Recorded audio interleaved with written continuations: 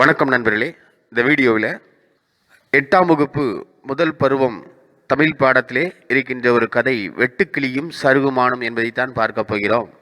அந்த கதை எங்கேருந்து நமக்கு தரப்பட்டிருக்கு அப்படிங்கிறத முதல்ல பார்ப்போம்.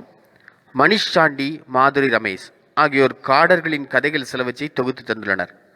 அவற்றை யானையோடு பேசுதல் என்கின்ற தலைப்பில் கீதா அப்படிங்கிறவங்க தமிழாக்கம் செய்து தந்திருக்காங்க. அந்த நூலிலிருந்து ஒரு கதையை தான் நமக்கு கொடுக்கப்பட்டிருக்கு.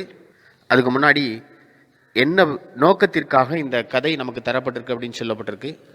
தமிழ்நாடு, கேரள மாநிலங்களின் எல்லைக்கு அருகேயுள்ள பரம்பிக்குளம், ஆனைமலை இந்த பகுதிகளில் காடர்கள் அப்படிங்கிற பழங்குடி மக்கள் வாழ்ந்து வருகின்றார்கள். தமது முன்னோர்கள் காடுகளில் எவ்வாறு வாழ்ந்தனர் என்பதை வருங்கால தலைமுறையினர் மறந்துவிடக்கூடாது என்று அவர்கள் எண்ணினார்கள். எனவே காடுகள், செடிகொடிகள், விலங்குகள் தொடர்பான கதைகளை தங்கள் பிள்ளைகளுக்கும் பேரன் பேத்திகளுக்கும் சொல்லி வந்தனர். அத்தகைய கதைகளில் ஒன்றை தான் நம்ம பார்க்க போகிறோம். நடுக்காட்டில் சலசலன்னு ஓடுற ஓடையை உடைய பள்ளத்தாக்கில் பெரிய மரம் ஒன்று விழுந்து கிடந்தது. அதன் மீது மெத்தெஞ்சு பச்சை பாசி படர்ந்திருந்தது. பூச்சி புழுக்கள், நத்தைகள் இது எல்லாம் அந்த மரத்தை எப்போதும் மொய்த்து கொண்டிருக்கும். காட்டில் உள்ள அனைத்து விலங்குகளுமே தண்ணி குடிக்கிறதுக்கு அந்த ஓடைக்கு தான் வரும். தாகம் தணிந்த பின் சிறு விலங்குகள் பக்கத்தில் உள்ள அடர்ந்த குறிஞ்சி புதரில் ஓய்வெடுத்து கொள்ளும். குறிஞ்சி புதரின் தாழ படர்ந்திருந்த கிளையில் பளிச்செஞ்சு பூத்திருந்த நீலப்பூவின் இதழ்களிடையில் பச்சை வெட்டுக்கிளி ஒன்று வசித்து வந்தது. அது ஒரு வாயாடி வெட்டுக்கிளி. எப்பவும் பேசிக்கிட்டே இருப்பதால் அடிக்கடி சிக்கலில் மாட்டிக்கலாம். ஒரு மாலை நேரம் கூரன் என்கின்ற சருகுமானை வெட்டுக்கிளி பார்த்தது. சருகுமான் ஓடையை தாண்டுவதும் குதிப்பதுமாக இருந்தது.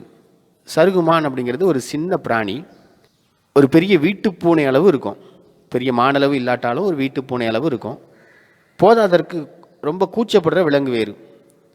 எனவே அதை பார்த்து வெட்டுக்கிளி பயப்படவில்லை. அதுக்கு நல்லா தெரியும். கூரன் குறிஞ்சி புதர் அருகில் இளைப்பாற வந்தது. இதுதான் சாக்கு என்று வெட்டுக்கிளி அதனிடம் பேசத் துவங்கியது. என்ன கூரன், பார்த்து ரொம்ப நாளாச்சு, இவ்வளவு நாட்கள் எங்கே போயிருந்தா, ஏன் எங்கே அங்கே வேகமாக ஓடுறா அப்படின்னு கேட்டுச்சு. காட்டின் அந்த கோடியில் இருக்கிறேன். இப்போ உங்ககிட்ட பேசுறதுக்கு எனக்கு நேரம் இல்லை. பித்தக்கண் என்னை துரத்தி கொண்டு வருகிறது. நான் எங்காவது ஓடி ஒளியணும். எனக்கு சோர்வாக வேறு இருக்கிறது. பல மணி நேரமாக ஓடி ஓடி களைத்து போய்விட்டேன் என்றது. வெட்டுக்கிளி கொஞ்ச நேரம் அமைதியாக இருந்துச்சு. அதற்கும் பித்தக்கண்ணுவை தெரியும். பெரிய மஞ்சள் கண்களை உடைய சிறுத்தை தான் அது. மிகச்சிறந்த வேட்டை விலங்கு. விழுந்து கிடந்த மரத்தை பார்த்ததும் அதன் அடியில் கூரன் ஒளிந்து கொண்டது. தலையை மட்டும் தூக்கி வெட்டுக்கிளியை எச்சரித்தது. வெட்டுக்கிளியே, நீ வளவளன்னு பேசக்கூடிய ஆளு. பித்தக்கண்ணு உன்னிடம் என்னை பற்றி கேட்டால் வாயை திறந்து எதையும் சொல்லிடாத. அது என்னை பார்த்து விட்டால் பிடித்து ஒரே வாயில் விழுங்கிவிடும்.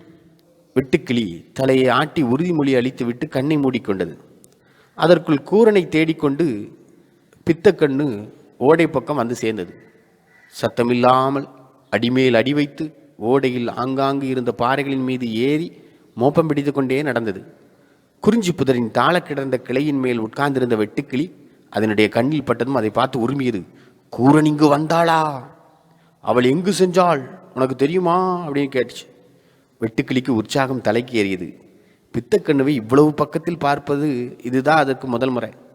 அது கேட்ட கேள்விக்கு பதில் சொல்ல வாயை திறந்த பொழுது கூரனுக்கு அளித்திருந்த வாக்குறுதியை நினைவு கூர்ந்தது.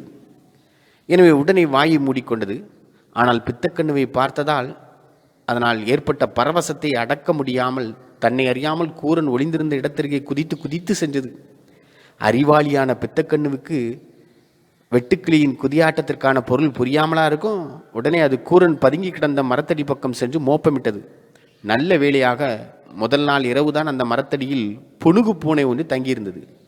அது தங்கியிருந்த இடம்தான் ரொம்ப நாருமே. எனவே பித்தக்கண்ணு என்னதான் மோப்பம் பிடித்தாலும் கூரனின் உடல் வாடை அதனுடைய மூக்குக்கு எட்டவே இல்லை. மாறாக புனுகு பூனையின் துர்நாச்சமே எட்டியது. கொஞ்ச நேரம் பித்தக்கண்ணு அந்த இடத்தை சுற்றி சுற்றி வந்து மோப்பம் பிடித்து பார்த்தது. ஆனால் எதுவும் தட்டுப்படாததால் உரிமிக்கொண்டே அந்த இடத்தை விட்டு கிளம்பி வேறு பக்கம் போயிற்று. ஒளிந்திருந்த இடத்தில் இருந்த கூரன் வெளியே வந்தது. தன் மறைவிடத்தை ஏறக்குறைய காட்டி கொடுத்ததற்காக வெட்டுக்கிளி மீது அதற்கு கோபமான கோபம். அதற்கு ஒரு பாடம் கற்பித்தாக வேண்டும் என்று எண்ணியது. இனி எந்த சூழ்நிலையிலும் அது வாக்குறுதியை மீறக்கூடாது என்பதற்காக வெட்டுக்கிளியை மிரட்டி விட்டு போனால் என்ன என்று தோன்றியது. முட்டாள், பித்தக்கண்ணு முன் அப்படி குதியாட்டம் போடாவிட்டால் என்ன? நான் இன்னைக்கு செத்து விளைச்சிருக்கேன். அது என்னை தன் பெரிய வாய்க்குள் திணித்து திங்காமல் விட்டது அதிசயம்தான் அப்படின்னு கத்திச்சு. இனி இப்படி செய்தால் திரும்பி வந்து உன்னை என் தங்க கால்களால் மிதித்து நசுக்கி விடுவேன், சருகுமான் சொல்லிச்சு. இப்படி சொல்லிக்கொண்டே தனது சிறிய கூர்மையான பாதங்களை மண்ணின் மீது அழுத்தி எகிரி குதித்தது. அதனுடைய இந்த செயலால் குறிஞ்சி புதர் அப்படியும் இப்படியும் ஆடியது. அந்த வேகத்தில் தாழ கிடந்த கிளையில் இருந்த வெட்டுக்கிளி கீழே விழப்போனது. அதன் மீது கோப பார்வை வீசிவிட்டு கூரன் காட்டுக்குள் ஓடியது. அஞ்சிலிருந்து கூரனின் கூர்பாதங்கள் எங்கே தன் மீது பட்டுவிடுமோ என்ற அச்சத்திலே வெட்டுக்கிளி வாழ்ந்து வருகிறது.